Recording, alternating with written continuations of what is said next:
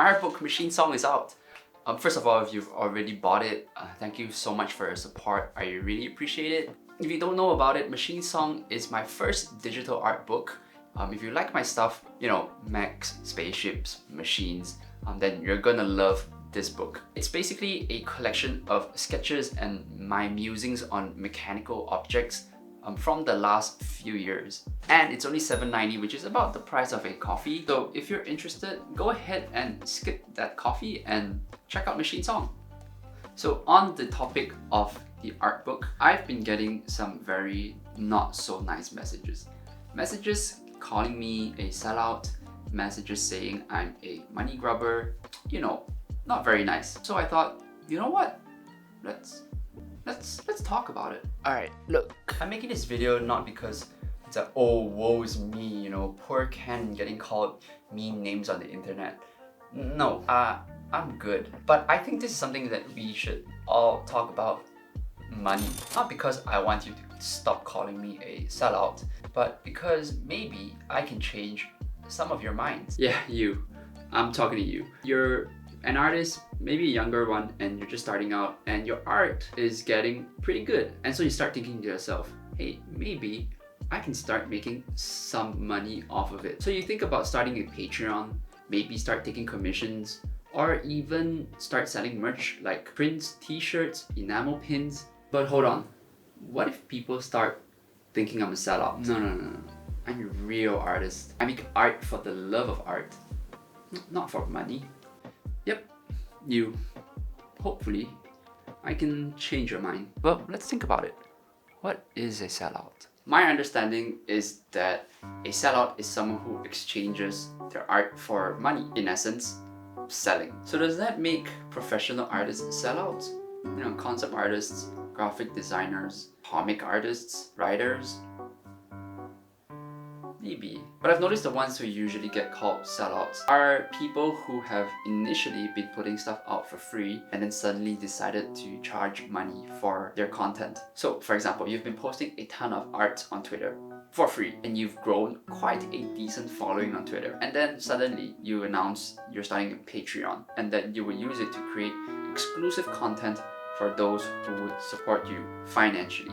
That makes you a sellout. But that's only part of it. The other part of it is people who have sold out by going corporate. An indie band signs a record deal with a label and all of a sudden is making radio-friendly pop hits. They have lost their identity and have forgotten their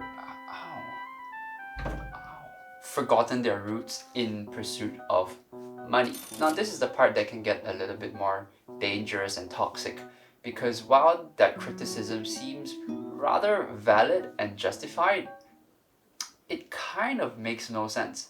The logic seems inherently flawed to me. Say I'm a starving artist and I work as a cashier at the supermarket to pay the bills, and then at night I work on my art. And then one day I got offered more money to make art for something that is the complete opposite of the kind of art that I make. Maybe it's one of those shitty mobile games that have, you know, those puzzle type ads that you always see on the free version of the paid ad because you didn't want to pay for it, and now you have to wait until the timer runs out and it's the longest 15 seconds of your life. That makes me a sellout, right? Okay, so somehow it's okay to sacrifice my time working at a supermarket in pursuit of my art, but it's not okay to sacrifice my time being an artist in pursuit of my art. Call it what you want: dignity, reputation, my true identity as an artist. This is a matter of ego, isn't it? I want to live independently as an artist.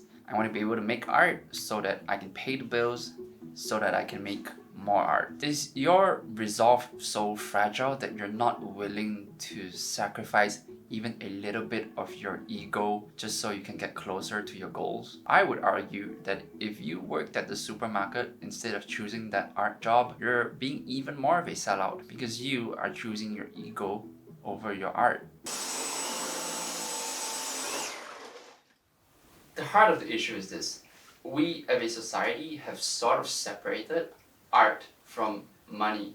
And as a result, we have separated the artist from his or her money. Don't deny it, we all sort of romanticize the idea of a starving artist. Oh, so romantic. Van Gogh suffered for his art. What a true artist. And let's not forget that Van Gogh actually tried to sell his art. He just wasn't very successful at it. Besides, some of the greatest artists in our history have been sellouts. Michelangelo was basically forced into painting the Sistine Chapel by the Pope. He hated every second of it. Hated it so much that in fact he depicted members of the church in various not so nice scenarios. Charlie, that really hurt! But hey, it paid really well, like really well, like a year's worth of wages in a month, kind of well. So he sold out. Is it really so wrong to like money? Money can't buy you happiness. I can agree with that.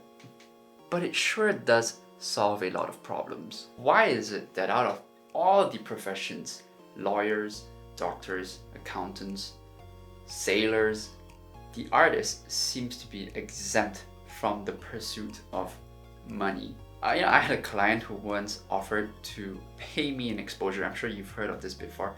Happens a lot. And he said, I have so many followers on social media and it would be great promotion for you and good for your brand. And I asked him if he thought I was a plant. Do I look like I photosynthesize to you? Man's gotta eat. You wouldn't say this to your accountant. Look, I'm not saying I want a Lamborghini in the Hollywood Hills or spinning rims on my golden jet ski. Hold on. Spinning rims on my jet ski does sound kind of nice. Hey, I'm human after all. I want to eat nice food, I want to go to nice places, and I want to live in a nice house. And more importantly, I want to make more art that I want to make. And I can't do that without money. It's why I run ads on the videos, it's why I take sponsorships, it's why I charge for my art book. So look, if you're thinking of charging for your art, starting a Patreon, or selling things to make money off it, don't let this stop you. Don't let anyone tell you that you should not be charging money for your art. It's your art, and nobody can tell you what you can or cannot do with your art, because you deserve better. And hey, if you get to make a few extra dollars from your art and that makes life a little bit easier, do it. Buy my art book.